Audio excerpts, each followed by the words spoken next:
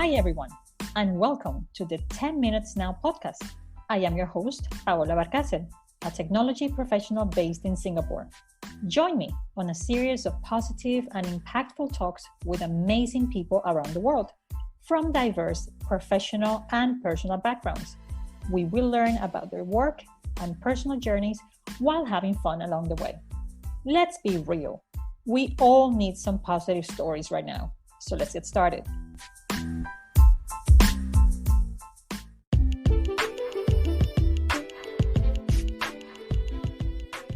Welcome to episode 2, where we continue our chat with Melinda Chapple-McCamish, who used to work in technology and corporate change until February this year, when her life took an unexpected but positive shift due to the impacts of COVID-19.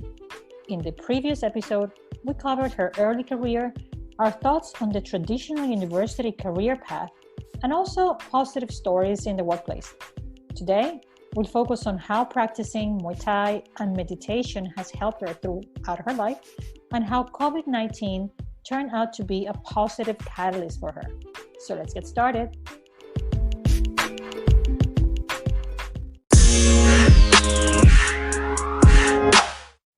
Hello, everyone. This is Paola Barcasel from 10 Minutes Now.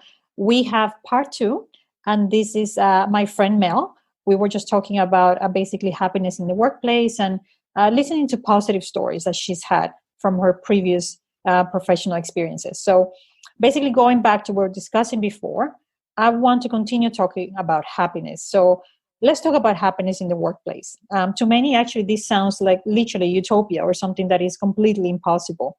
And many people actually at the moment are very, very unhappy with their jobs, and they want to do something different, follow their passion. But sometimes it's very hard, because sometimes that means a financial impact. Sometimes that means that they might need to move or switch careers completely. What do you think? What are your thoughts of switching to a completely different career path, even though that might mean less money, for example? What do you think? So thanks. It's great to be back. This is a subject that's really, really close to my heart. First of all, I think happiness in the workplace has a lot to do with your leadership, the leadership style that you have and the leadership style that you're under. And I think great leaders make a happy workplace.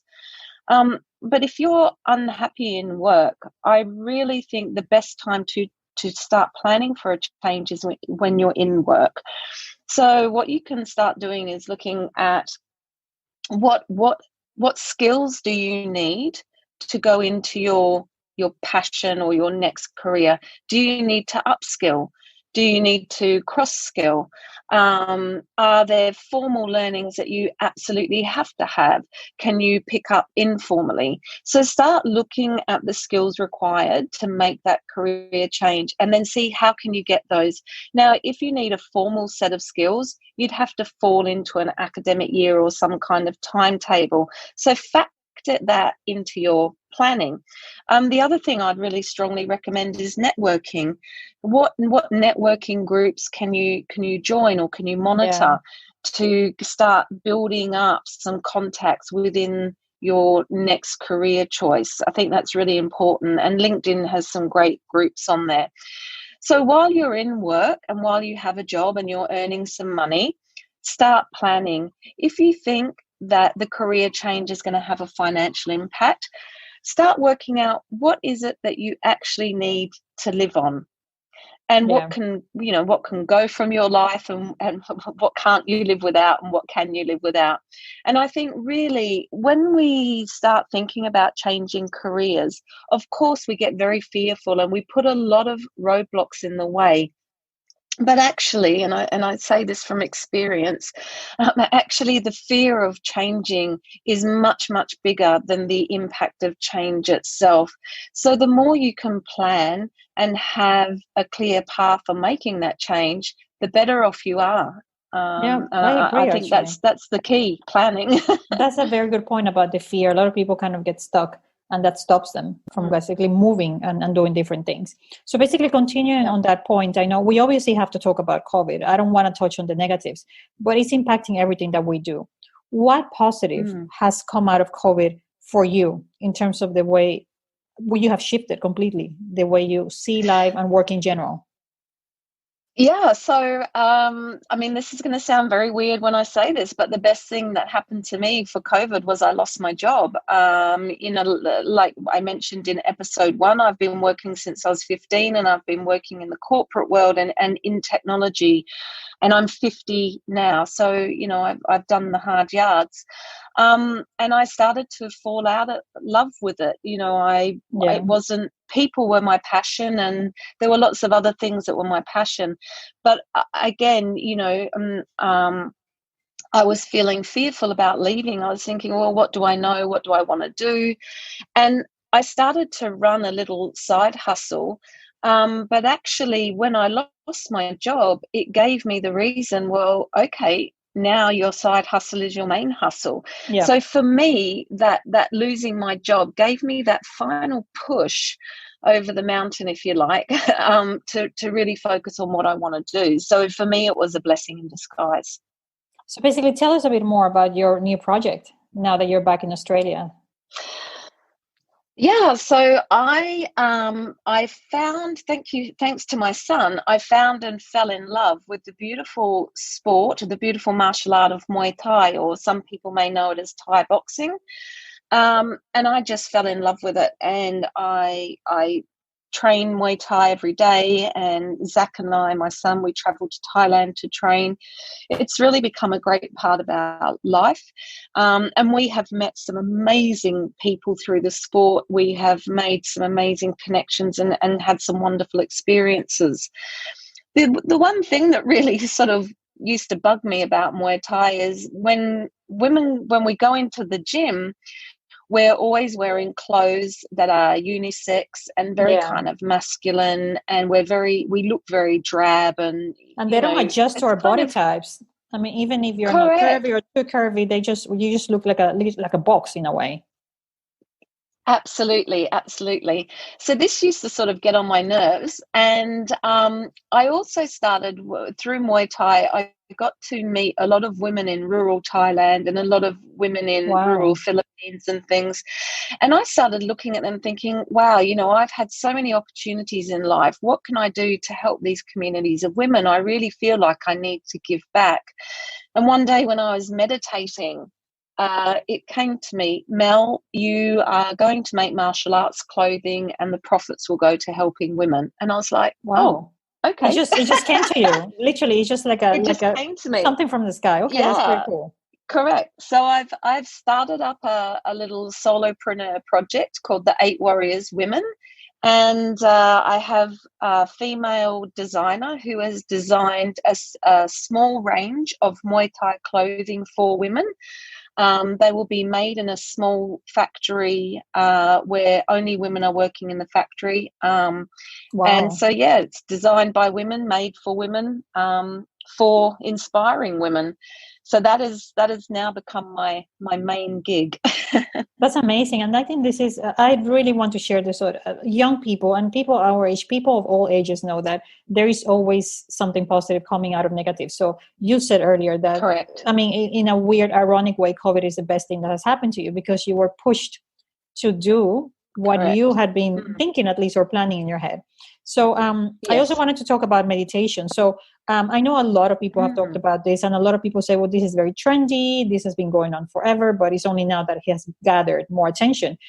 What do you think how has meditation helped you in particular? And do you have any books that you can recommend to our listeners? Yeah, so I came to meditation via the Buddhist and yoga route, and I've been an avid meditator now, well, 15, 20 years, I guess. Wow. And in the last... When nobody was talking about meditation, right? Yeah. And in the last 10 years, I have incorporated a daily meditation practice. So I'll start the day at 5 a.m. I do yoga, I'll do meditation. But meditation has helped me, throughout my corporate life. I've obviously been in some very, very stressful situations. My corporate background was cybersecurity. So, there's a lot of stressful moments. So meditation has really helped me to manage and maintain some kind of sense or some boundaries around stress. Meditation has really helped me in times of uncertainty. It's given me clarity to see answers that perhaps I might not have seen before, and particularly in times of change. I think we touched on in episode 1, I've bounced around the globe quite a lot, and change, whether it's change that you're aware of and change that you make yourself, or change that comes out of the blue, change is always difficult to manage. And so meditation has really, really helped me to manage change in my life. And I think my life, not to be egotistical or anything like that, but my life definitely would not have been as fulfilled and fulfilling if it wasn't for the fact that I had meditation, because I can see that there would have been a number of scenarios or experiences that, had I have experienced them without meditation, without kind of having that calmness, the outcomes would have been very different. So I'm a huge advocate of meditation. That's great. I think that's something that a lot of companies are also encouraging at work, because it's not linked to religion, and that's very important for a lot of people. So it's actually great to hear how it has made a huge difference for you. So I also wanted to, what about any books? Do you recommend a particular book or a podcast or anything that can maybe tell people, well, this is how you start, and this is maybe, if you do this, this will change your life in many ways? Yeah, so a lot of my, as I mentioned earlier, my route to meditation was through Buddhism and yoga. So that might not be everybody's cup of tea, but I would strongly suggest the app called Headspace. I think it's a great app. It's very thorough. It doesn't come from any discipline. It's just very good modern mindfulness, and it's great. And that is, as a person that's been meditating for a really long time, I think Headspace is a brilliant app to get people started. And then I think once you sit with perhaps using Headspace, then go off and explore the different aspects of meditation. The Dalai Lama, of course, is a good one for Buddhism. There's some yoga books out there by lots and lots of teachers. So I think that you just really have to find your own path, because meditation is very, very personal. But Headspace, the app, is an awesome starting place. That's amazing. Such a good business idea, because everybody's talking about it. And it is one of those technical or technology solutions that definitely helps people. It's not making us dumber like some of the social media apps. Yeah. It's making us better as people. So I wanted to finish on, definitely. I wanted to finish on a positive note. So what do you think is one thing, if you can think of one thing, that anybody, regardless of profession, status, economic situation, can do to have a happy life, or at least start changing different bits of their lives so that they can become happier? For me, this is really easy. Be mindful of your words. Words. Wow, words good one. Yeah. Matter. Words matter. And use your words. Just even the simple act of walking into the office every morning and saying good morning, or now most people are working from home. So when you get on the Zoom call, rather than starting straight into the agenda, check in with everybody, say, hi, I'm having a great morning. My coffee was good. How's everybody else? What have you had for breakfast? I think checking in with people and being mindful of your words. And now, as we're all working remotely, it's keeping that personal contact. So communication, your words matter, and use your words, check in with people. And I think that starts to change. That has a ripple effect. You're Definitely. The stone in the pond. And how you come across to people has an amazing ripple effect.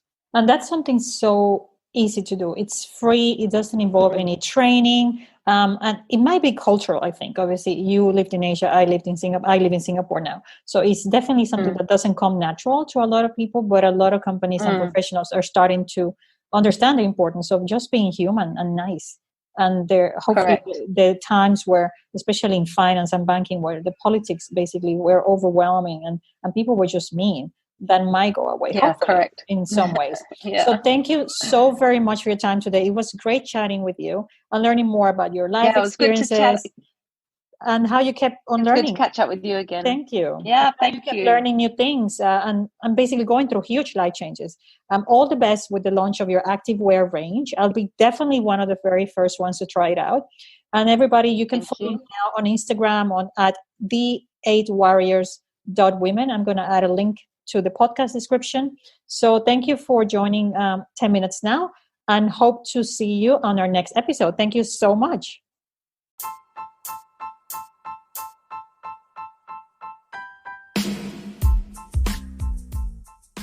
Thanks for joining us on episode 2 of 10 Minutes Now. And thanks again to Mel for sharing so many great learnings. Actually, she's the perfect example of how staying positive and finding ways to adjust to life changes can make us better human beings.